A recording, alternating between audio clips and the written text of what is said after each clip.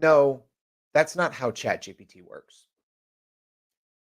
Whether you're browsing social media, looking something up on YouTube, or maybe you're hearing this from a friend, but there's so much bad advice out there about ChatGPT and people talking about what it is and what it isn't.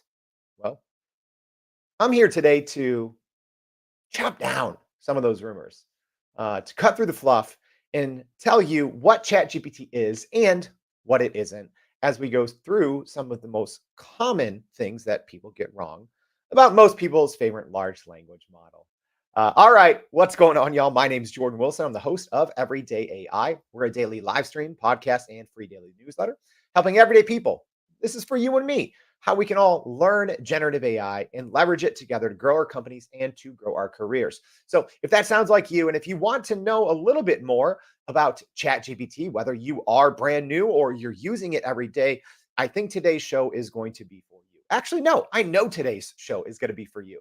All right, so super excited to talk about that. But if you are listening on the podcast, make sure to go to youreverydayai.com, sign up for that free daily newsletter. We'll be recapping today's show as well as a lot more. You're not going to want to miss today's recap, talking about what ChatGPT is and what it isn't.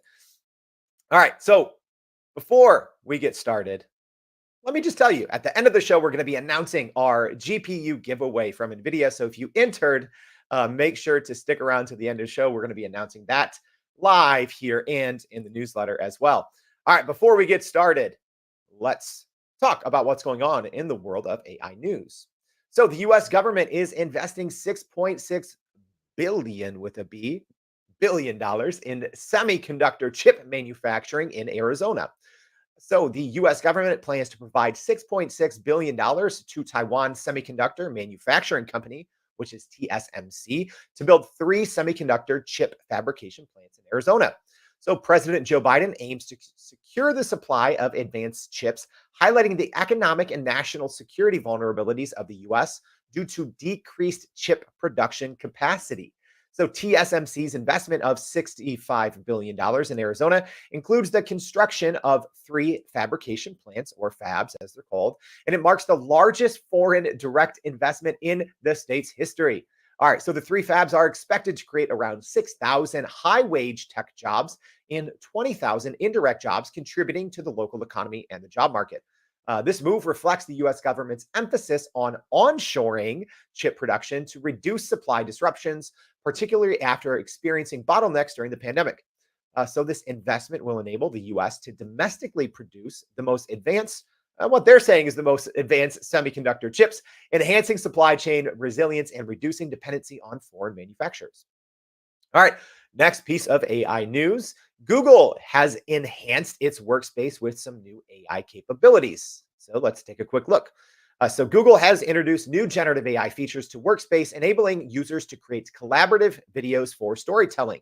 So this move aligns Google with competitors like Microsoft 365 and Cisco WebEx, enhancing workplace productivity and collaboration. So the new real-time video collaboration feature in Workspace leverages Google's AI research and video expertise for advanced presentation storytelling. Google is continuing to integrate AI capabilities from Gemini into Workspace applications like Docs, Sheets, and Gmail, enhancing communication and collaboration. So this new all-in-one video editing and writing production assistant should be seamlessly integrated with other productivity tools inside of Workspace. So if you use Workspace like our team does, make sure to go check that out. Last but not least, in AI news, more Google news and more processing, right? So Google has introduced its first custom-built ARM processor called Axion, based on ARM's, the company ARM, the manufacturer, based on ARM's Neoverse 2. So Axion instances offer up to 30% better performance than competitors' ARM-based instances, and up to 50% better performance and 60% better energy efficiency than comparable x86-based instances. So Google did not provide detailed documentation to support these new claims, but mentioned that technical documentation will be available later this year. Google emphasized that Axion is built on an open foundation, allowing customers to bring their existing ARM workloads to Google Cloud without modification. So, yeah, a lot of chip and processing news today, y'all, but it's pretty big. I think the world has figured out, including the US government as an example, pairing up with TSMC. I think everyone's realized just how far ahead NVIDIA is. So, a lot of investments here to increase manufacturing for these AI chips, these GPUs that really power all of the generative AI tools that we all use. All right, let's get into it. Let's talk about reasons. No, that's not how ChatGPT works. Uh, I've just been seeing too much nonsense lately, y'all. Like I don't know, every month or two, I just see so much bad information. And sometimes it is very smart people sharing bad information. So I wanted to go over some common misconceptions. And essentially, if you are hearing these things that we're going to be going over, if you hear people telling you this, right, whether it's someone you follow online, whether it's a coworker, maybe it's an outside consultant that your company is bringing in to help you with your generative AI. If you hear these things, run for the hills, avoid their advice, ask more questions. All right. So these are some telltale signs that someone probably has little to zero clue on what they're talking about when it comes to ChatGPT. Hey, and let me know. Some of y'all, like Tara, who's joining us live, and Brian, have already told me, but how hot should we make it? Y'all, sometimes the more tired I am, the hotter these takes get. So let me know.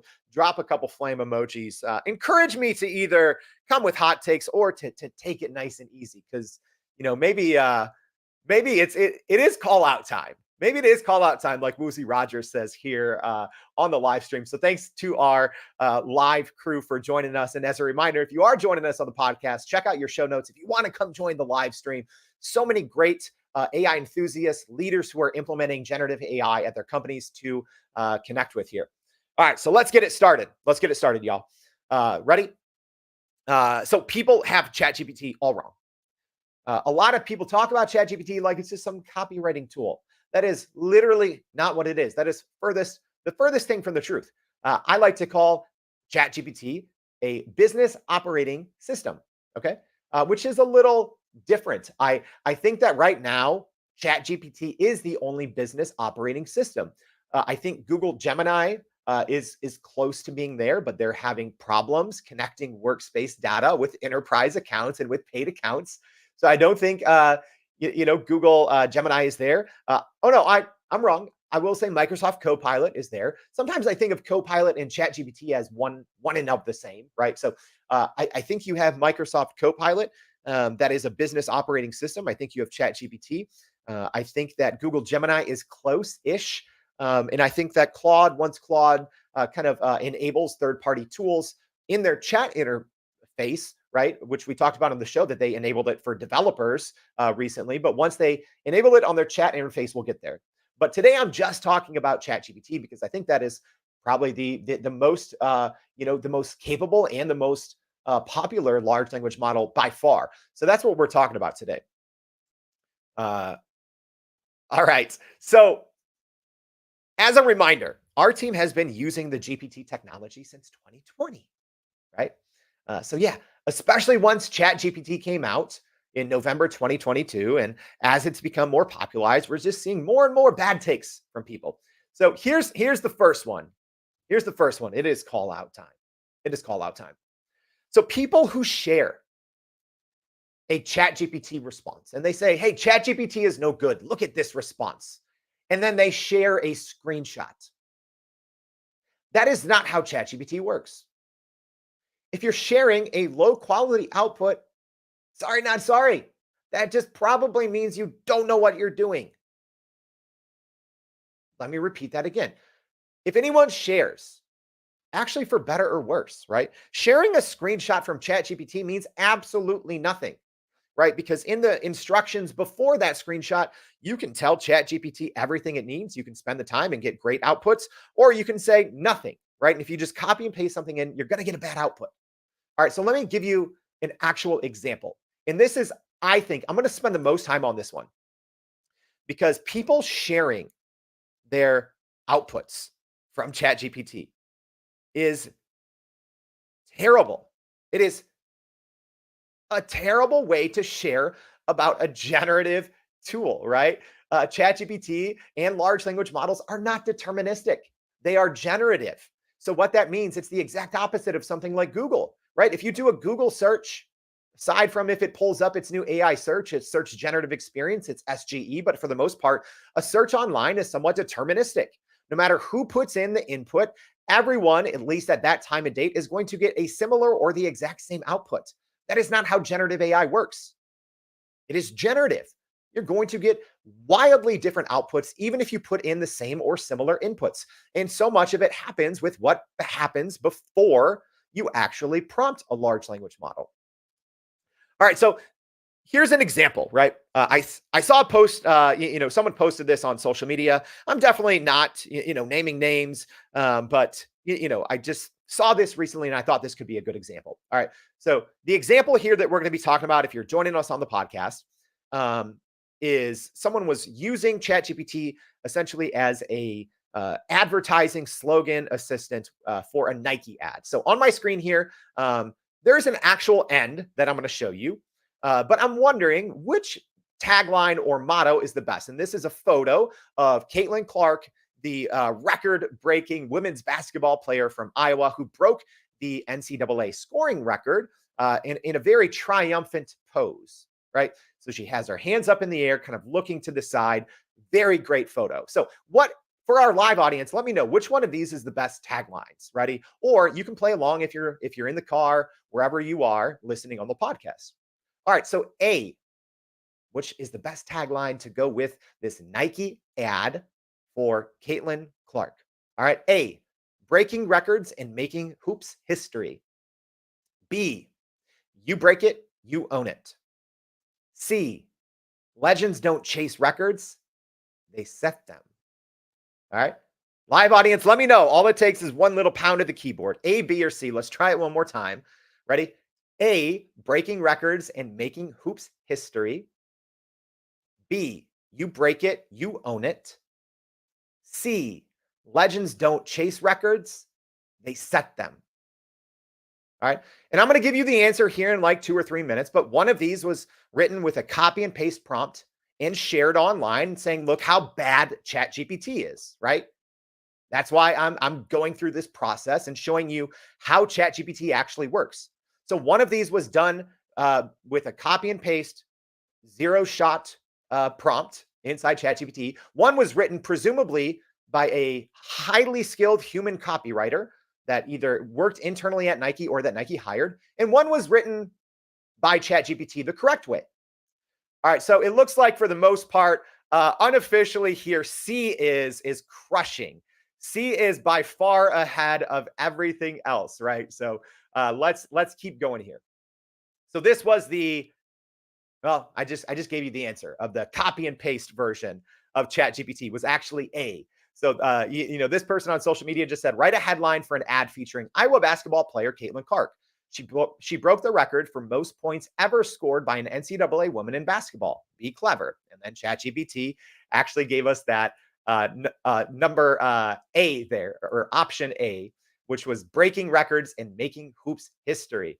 All right, so you can keep voting. You can keep voting. So we now know at least that what one of them was. But let's talk about how a prompt like that, right? And again, I'm not just calling this person out. It was just a fun and timely example. A prompt like that is always going to give you bad results. Okay. And so many people, even very smart people online, are just sharing copy and paste prompts. They're sharing screenshots of, hey, look at ChatGPT. It's no good. Well, if you don't use something the right way, of course it's not going to be good. If I open Google search and just pound my head on the keyboard and hit enter, I'm not going to get good results. Okay. That is the equivalent. Y'all, large language models are not one good input, one good output. That is not how they work. A 1.8 trillion parameter large language model, which is what GPT-4, which is ChatGPT's latest version, that's what it is. If you think you can just go in there, open a new chat, and type a short prompt and get something great, you're wrong. That is not how generative AI, that is not how large language models work. You have to teach them. You have to coach them. You have to give them examples. right? We're going to talk about that a little more. But zero shot prompting, a zero shot prompt is essentially when you just copy and paste something in there without examples, without going back and forth. Okay. So we have, and hey, if has anyone out there taken our PPP course, our free prime prompt polish? Let me know if you have. Maybe drop a line in there. But we actually did a brand new version. We blew the thing up. We've actually taught more than 3,000 business leaders from huge companies and small startups how to properly prompt engineering 101. And we actually redid the whole thing. So we have a new process as part of priming called Refine Q. So yeah, if you want access, just let me know. I'll send you. We're doing another one here in about 4 hours, right? So you can even join us live then. But zero shot prompting like that is almost always going to give you bad results. So everyone, please, can you stop sharing screenshots of your results? Okay. For better or worse, that doesn't help anyone. If I'm being honest, one of the reasons I started Everyday AI was, yes, our team's been using the GPT technology for 3.5 years, and we saw that mostly everyone's using it incorrectly, but it's also very dangerous. It's very dangerous for your company if you're listening to someone who has no clue what they're talking about and you don't know. That's why I'm telling you today, no, that is not how ChatGPT works. All right, so here's the correct way. All right. And if you're listening on the podcast, I'm sharing something with our live stream audience. I did this last night. This is Prime Prompt Polish. So this is our recommended way to prompt engineer any large language model, including our new Refine Q method of priming. Okay. This is an example. This is a lot. All right. So this is 6,000 tokens or about 4,500 words to build a Nike focused slogan writer. All right. And hey, before anyone, I don't want to hear any like nonsense or like, oh, Jordan, like you wouldn't know anything. Hey, guess what? I used to work very closely with Nike and Jordan Brand. I worked with professional athletes all the time.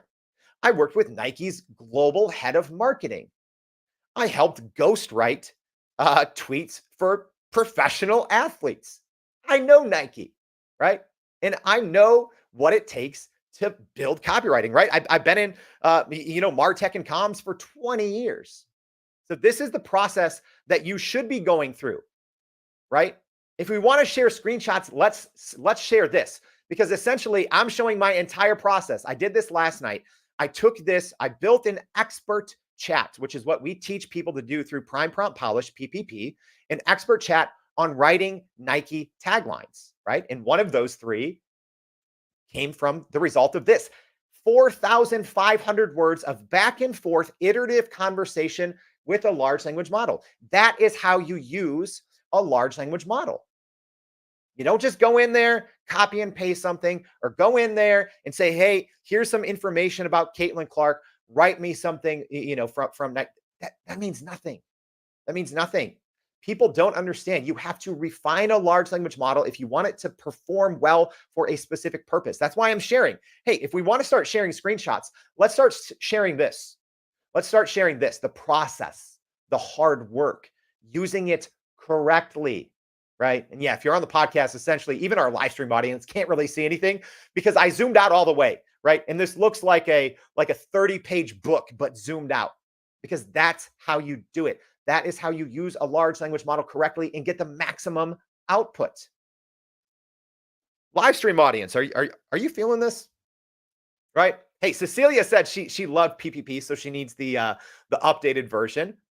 It's kind of like what, yes, Ben. It's kind of like what Ben said. And Ben, I'm getting out old man Wilson here for you. Garbage in, garbage out. Yes, that is the same thing.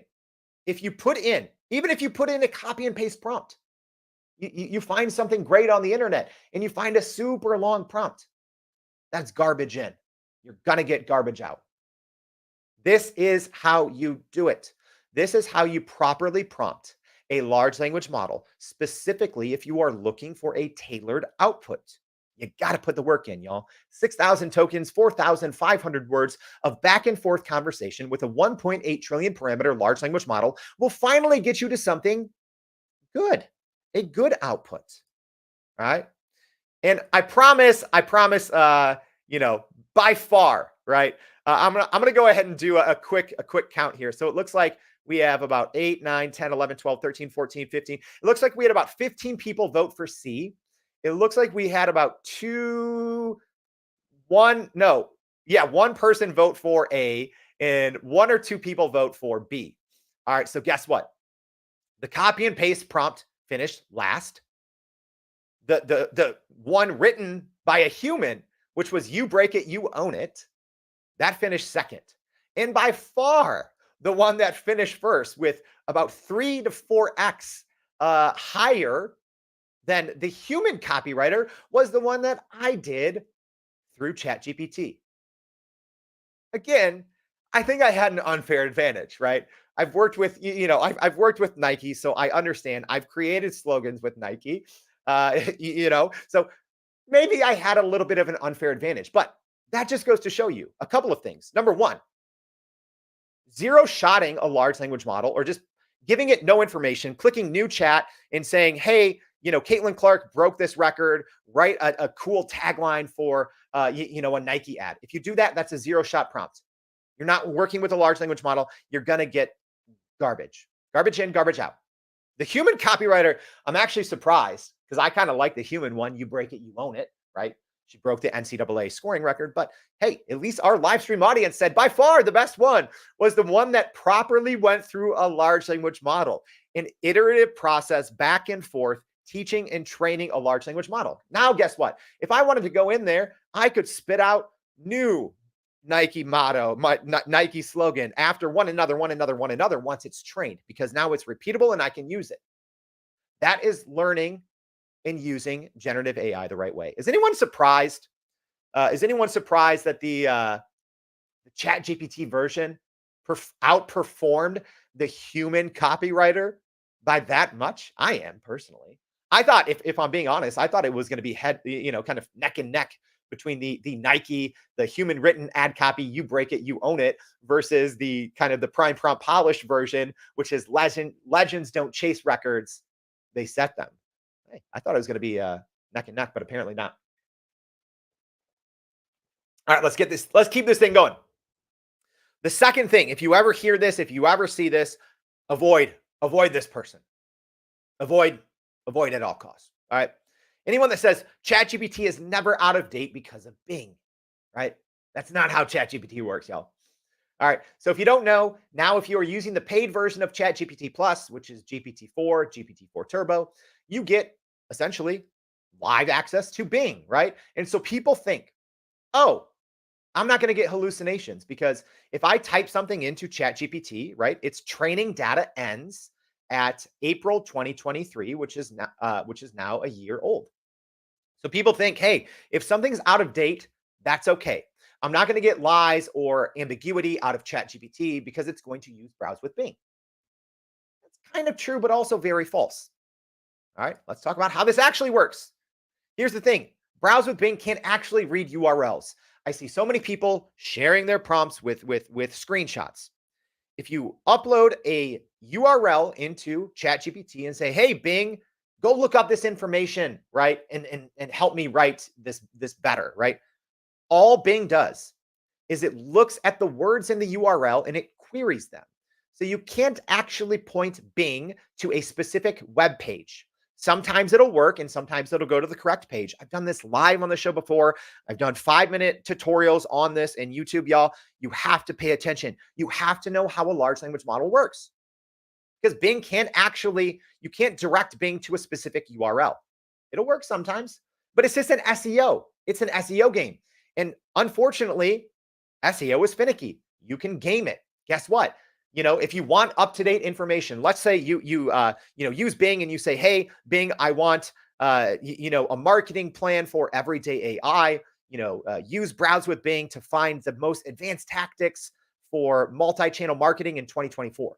So what it's going to do is it's going to query multi-channel marketing tactics 2024. Okay. So are we following? That's what it's going to do. Guess what SEOs are great at? People who do SEO, they're great at gaming the system.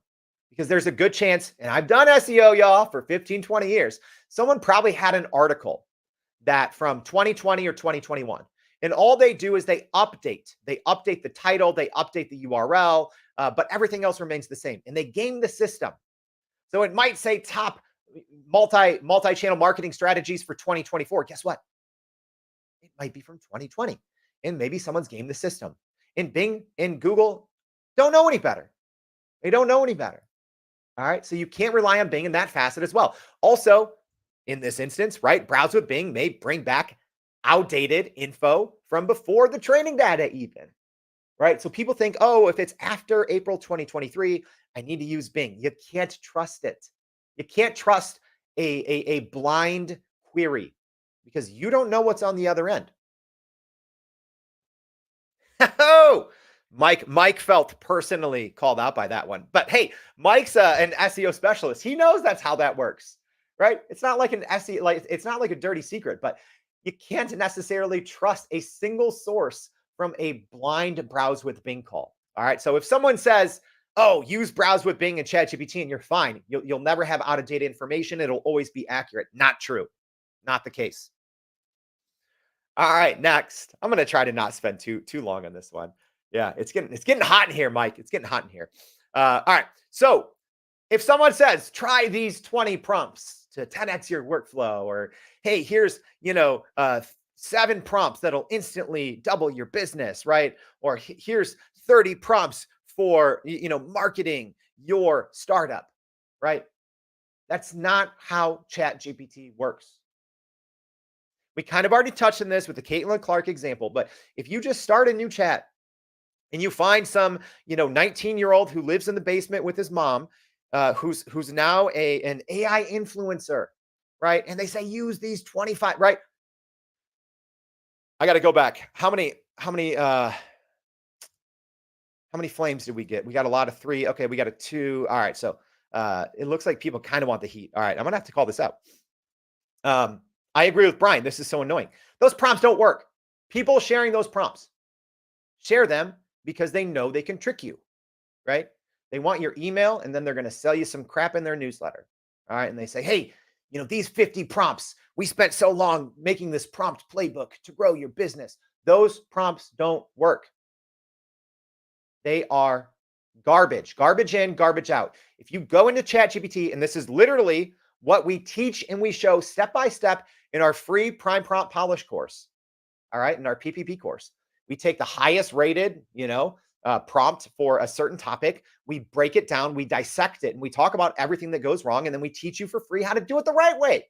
Y'all, copy and paste prompts is not how ChatGPT works. ChatGPT is not deterministic. So if anyone's telling you, yes, these prompts will work for your business, that means they don't know what they're talking about. They have no clue. Let me give you a little hint here, right? Let me give you a hint. If someone reaches out to you and they're like, oh, yes, I'm a prompting expert, ask them questions. Be like, what are your thoughts on 32 shot chain of thought prompting versus 0 shot? Hey, explain to me the difference between few shot and chain of thought, right? Like, say, explain your prompt engineering methodology. Ask them, right?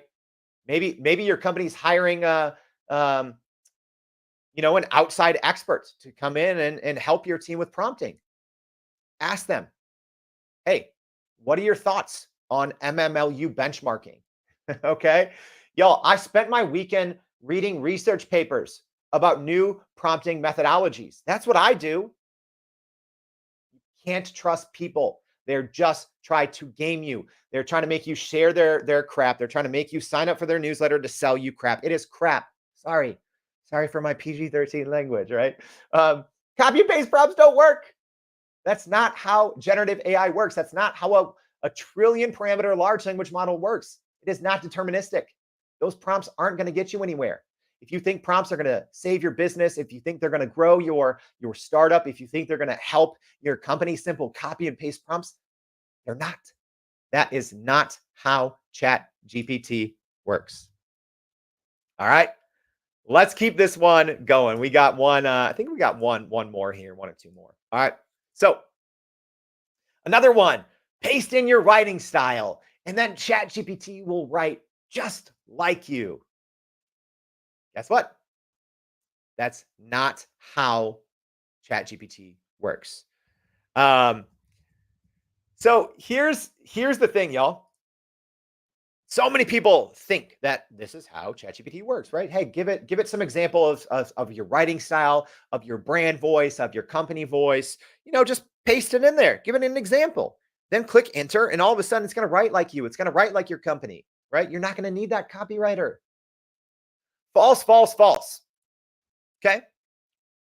What most people don't know who aren't dorks like me and read hundreds of pages of research papers on advanced prompting methodologies and scientific research papers on prompt engineering.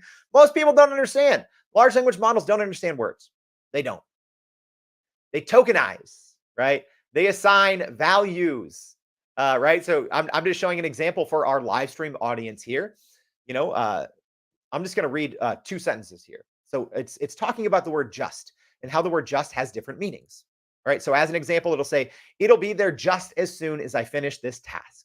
And then another usage of the word just. It's important to do what is just and fair in all situations, right? So essentially, the word just can mean a lot of different things. And this is a screenshot from OpenAI's tokenizer, which I encourage everyone, if you want to learn how large language models work, go use OpenAI's tokenizer. It's free in their playground, right? If you have an account. But what we're saying here is the word just. OpenAI has assigned just in this, I didn't mean to do that, just in this use case, just in this small example, 4 different meanings or 4 different contexts, meanings to the word just, because the word just can mean many different things, right? So if you think you can just copy and paste a bunch of examples of your writing into ChatGPT and get a brand voice or get this, y'all can anyone. And I'm sorry if this hits home, and I'm sorry if this is you, and I'm sorry if I'm calling you out. That's what we're here for. We're here to give people the truth. I'm tired of BS, y'all. It's important that we all understand how generative AI works. I've been saying this for a long time. 2024, things are going to get bad. Things are going to get bad. AI, layoffs, things are going to get bad. I want you to succeed. You have to understand that's not how ChatGPT works. You can't just copy and paste a bunch of stuff and say, do it like this. Because of the tokenization process, ChatGPT doesn't actually understand words. So if you can't give it enough examples to understand the word just as an example, it's not going to work. You're still going to get nonsense out. But why? Why are you still reposting all this nonsense, y'all? Why are you still supporting people that share bad information? Stop doing it. Learn to do it the right way. Here's an example. I actually gave a talk on this at one of the largest AI summits in New York City. This is what you have to do if you want to get a large language model to write like you, right? Hey, our podcast audience, you can't see this, but again, we have a lot of screenshots and very tiny text, right? You have to turn unstructured data, which is content writing, right, into structured data. You have to create new rules for ChatGPT so it can work within their rules, right? Again, we teach companies this. If you want to do it the right way, it's possible, but you don't just copy and paste a bunch of examples. You literally have to turn the art of copywriting into a science of rules for ChatGPT to follow, right? We call it our pattern recognition framework. It's not done the other way. If anyone's sharing that, they don't know what they're talking about. Sorry, not sorry. All right. And then last but not least, if someone says this, run. Do not follow their advice. Do not listen to them. If someone says the free version of ChatGPT is good enough, nope, that's not how ChatGPT works, y'all. The best analogy I can give, and I give this one all the time, the free version of ChatGPT is like a landline telephone. ChatGPT Plus with GPT-4 is like the newest smartphone. It's a huge difference. There's very little similarity between a landline and a smartphone. With a smartphone, you can run your entire business. You can become productive in your personal and professional career. There's very few things you can't do with a smartphone. Well, it's kind of hard for me. I got fat fingers, y'all. Um, but you probably get what I'm saying. The paid version of ChatGPT Plus, because of its outside connections that you don't get on a free plan, you don't get that in the free version. GPTs, poor plugins, they're gone now, right? But GPTs, Browse with Bing, Code Interpreter, DALL-E, right? All these things that turn ChatGPT from a copywriting assistant to a business operating system, right? Being able to work with Zapier, being able to build your own GPTs and kind of mini RAG, right? With your data, being able to upload your data and build a custom GPT, right? All of these things you can't do in the free version. Or people that say, oh, well, I just get the GPT-4 via Microsoft Copilot. Okay, that's better than using the free version, but you don't have all those outside tools and being able to bring in your outside workflow. So if someone is telling you, oh, hey, your company, right? If you're hiring someone, if you're following someone on social media, if they say, hey, the free version is good enough, or hey, here's some free alternatives to ChatGPT, they're selling you snake oil. They don't know what they're talking about. That's like if someone were to really come up to you and say, hey, your company, I see your company is using computers.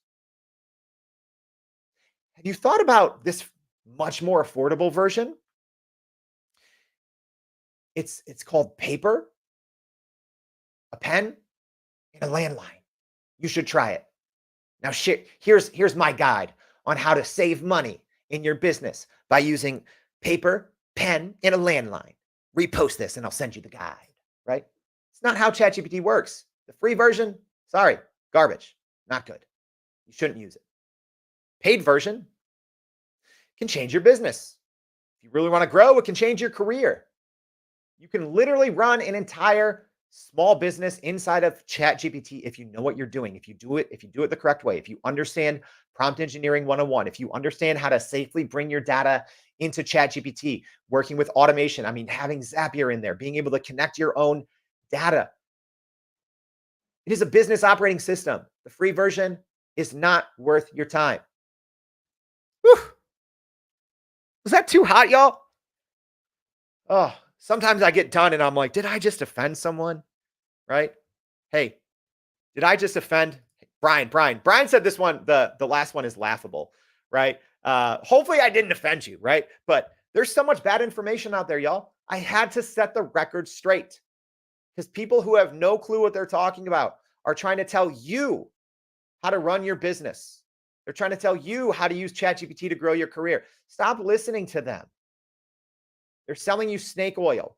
I'd rather you figure it out now versus a year from now when it might be too late. Your company might already get passed up. All right. If you're trying to implement generative AI, large language models into your company, which you should, if you haven't already, you got an expiration date. Sorry. You have to understand large language models. You have to do the work. Yes, generative AI can be a shortcut, but you got to build it first. You got to build the bridge, and that's hard work. We're lazy as humans sometimes. We want those copy and paste shortcuts. We want the crap guide from the 19-year-old kid, the 19-year-old Billy boy in his basement. We just want it to work. It's not going to work. You got to put the work in, but then generative AI will work for you. All right. Let's do this, huh? Let's do this. Let's see if we can properly give away the GPU, right? So I should have had the GPU ready to show me. It's literally behind me here in my home office. So if you entered into our contest, all you had to do, it's over now. All you had to do was sign up. You got free access to the NVIDIA GTC conference. And then you were entered. So we had, I don't know, like 150 people. Let's see if we can do this. So I entered every single person's name onto this list here. Don't worry, I'm not giving away your personal information. I kind of redacted everything, so we only have first name and last initial. All right, hopefully y'all can see this here. Let's see if we can give away this GPU. It's random. That's why I'm doing this. Hopefully it works. If not, I got a backup one. All right, ready? Click to spin. Here we go. Who wins? Who wins? Who wins? All right, we have right, Justin L. All right, I'm going to be sending you some information, Justin, about this GPU. And also keep in mind, Oh, wait, there it is. Look at this. Just appeared out of nowhere. Look at this. All right, so Justin, we're going to be sending you this NVIDIA GeoForce RTX, right? So you can also run chat with RTX once you install that. All right. Also, we'll have more giveaways. We'll be sending those to you. We also have some DLI credits to give away. Those will take a little longer because there's like 10 or 11. So make sure to check your email for that. All right. I hope this was helpful, y'all. So make sure if you haven't already, repost this. If this show was helpful, please consider giving us a rating on Spotify, Apple, wherever you're listening to your podcast. Please share this with a friend, right? Because here's what you may not know. Someone in your life, a friend, a brother, a coworker, your sisters, neighbors, babysitters, dog walkers, best friends, boyfriends, someone out there is getting bad advice when it comes to using generative AI, when it comes to leveraging large language models to grow your company, grow your career. Share this with them. Tag them in the post. Repost this on LinkedIn. That would help. It would also help you to go to youreverydayai.com, sign up for that free daily newsletter. We're going to be breaking today's episode down, going over more AI news and a lot more. Thank you all for tuning in. We'll see you back tomorrow and every day for more Everyday AI. Thanks, y'all.